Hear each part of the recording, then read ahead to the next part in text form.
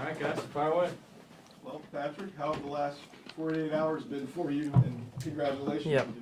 Yeah, thank you. I mean, it's cool. Obviously, it's awesome to bring in a son to add to my family, and everything went great and everything went smooth. And Brittany's a champ, so it's been really cool.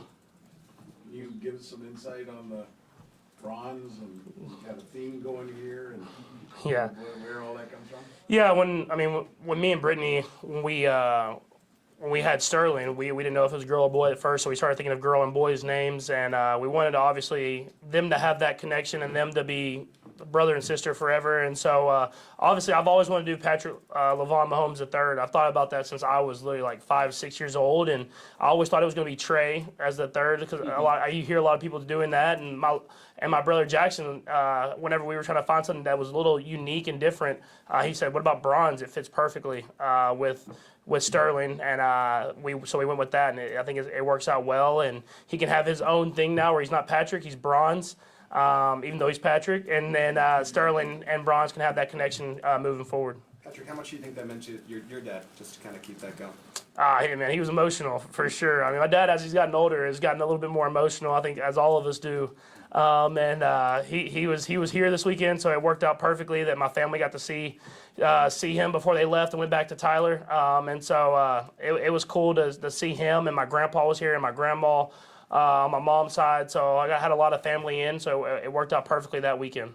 The players were, Andy was the players were, just what was it like to get to introduce them to the players as well? You know, as a child. Yeah, no, I mean, just have my family and my teammates have always got along perfectly. I mean, you would think when you saw Travis and my dad, they were best friends, not me and him. So that's just the type of organization that we have here, the type of team that we have here. We're all family in this building, and whenever I connect my family to that, it seems like it's just one big family. I think that's what makes us such a great football team. I don't want to kill the good vibes, you know. That's all good. Anybody got any more family ones? Last year, obviously didn't go the way you wanted in that game. Like, how much has this game been circled on the calendar for you? Does it mean more than the other ones? Yeah, I don't know if it means more. I think you got to keep stuff in perspective. It's a brand new football season. Obviously, anytime someone beats you the year before, you want to beat them, especially in a game like they beat us in to go to the Super Bowl. And we understand it's a great football team that's playing great football right now. So we'll go out there and put our best effort forward and try to play our best football and try to get that win, because it's a big win in the season to try to hold that #1 seed and win our division. Patrick, how often does that game enter your mind? Not really a lot. I mean, once the season ended and I wasn't in the Super Bowl and I had to watch it from the couch at my house in Texas, I kind of just moved on, knowing that you have to keep getting better. You have to keep kind of moving up forward. And if you want to have success that next season, you can't dwell on what happened the last season. You have to learn from it and just get better from it. You mentioned after the game, one piece of it that you did learn from it was just finishing out games. So are there other tokens you've taken from that game now? Yeah, I mean, just whenever stuff's not going the perfect way, the way that we want it to go, just getting back to your fundamentals. I think that's what I kind of look back when, especially when I watched the tape this week, is I was really good in the first half of my fundamentals, and as the game kind of we weren't having success as an offense. My fundamentals got worse and worse, and so just whenever you get in those situations, just trying to get back to that, get back to your fundamentals, and trusting in the game plan that coach is going to put us in the right position to succeed. How much time have you guys spent working on what the Bengals did to you in the second half last year? Not just necessarily this week, but going back to camp or whatever.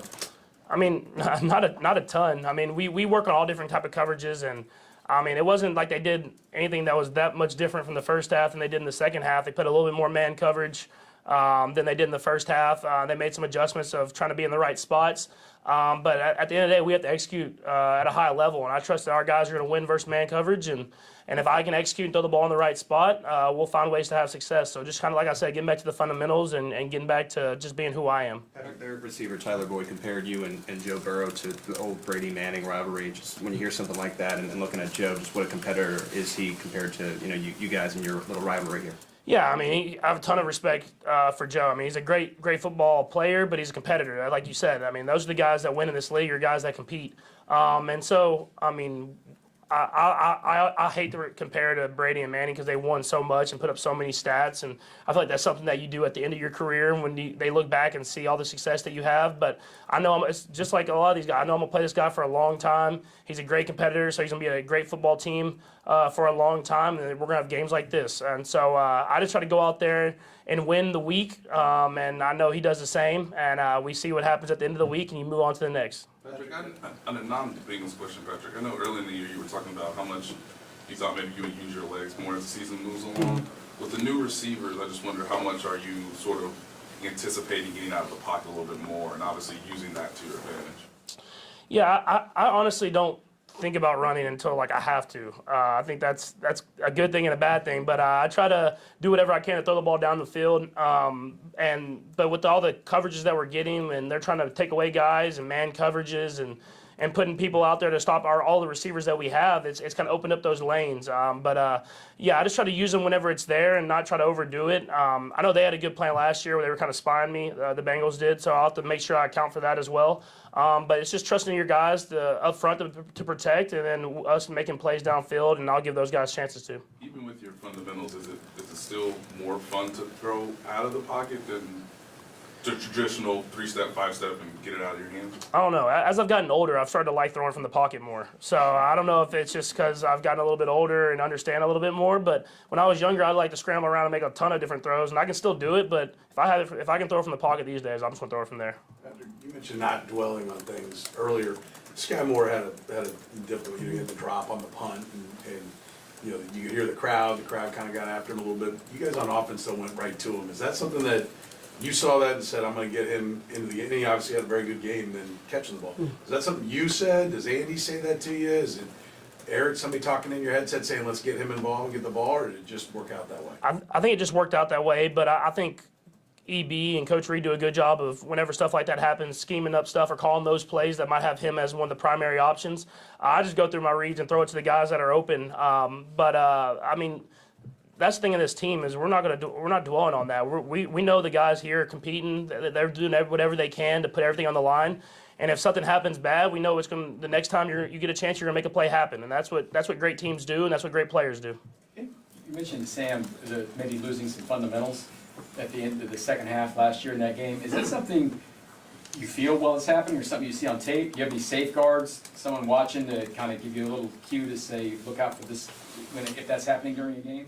I think it's something that I've gotten better at recognizing as my career has gone on. I think when I get in some, I don't want to say slumps, but in some spots in games where my fundamentals go bad, I've tried to be better at fixing them quicker because those are things that I've taught myself now of how to recognize and how to get back to what do I think of to get back into the right fundamentals. And having guys like Chad Henne, Nagy, and all these guys that kind of been around me for a while now, they can kind of give me stuff, and they can, I don't want to say critique me, but they can tell me when I'm not doing something the right way so that I can get back to what we practice on all week. And that's something that I try to recognize as quickly as possible. Like a little bit of a mound visit for Yeah, that's exactly right. I mean, just having someone that can come out that you trust, that knows that they want you to play the best football possible, and they can just give you those little tidbits that can get you back into the rhythm of the offense. We'll go Harold, Sam, then Alex. Go ahead, Harold.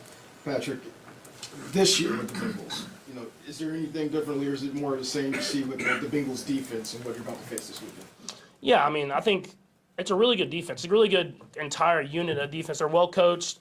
I have good players at every level, and they've played together now for a long time, so they do a great job of passing off stuff and zone coverages and man coverages, knowing where the other guy is to help.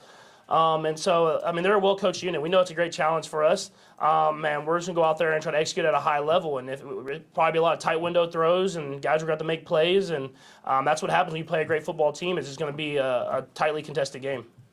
Patrick, I'm sure when you play any team, if you played them recently, you watch a lot of the film of the last matchup. What is that experience like, and does it differ based on how you played in that particular game? I mean, you kind of learn from it in good and bad ways. I mean, you learn from the stuff that you did good, and you want to execute and do that stuff again. And then you see the stuff that you miss, and you obviously you're mad because you missed it, but you learn from that so you can hit it the next time. So us play these teams a lot now with a lot of these young quarterbacks from the league. You start playing the same teams, and so you learn from it. You make adjustments, they make adjustments, and then you go out there and make adjustments on the field. So it's a great challenge for both teams, and I'm excited for it. After going back to off-season, preseason, if you can recall when you do have so many new faces in the receivers room, what are the most important things for you to do to help them get acclimated, to help them feel welcome here? I think it's just you just talk to each other. You learn that relationship with the guys off the field, and then on the field you talk to them about how you like things ran. They talked about how they've ran them before. You learn from each other, then you go out there and execute at a high level. And I think that's what we've done. Is as the season's gone on, you see we're getting more and more chemistry because we've talked through the stuff, we talked to the mistakes, we talked to the positives, and we've learned how to keep evolving as an offense. Good, thanks, Patrick. Thank you. Thank you.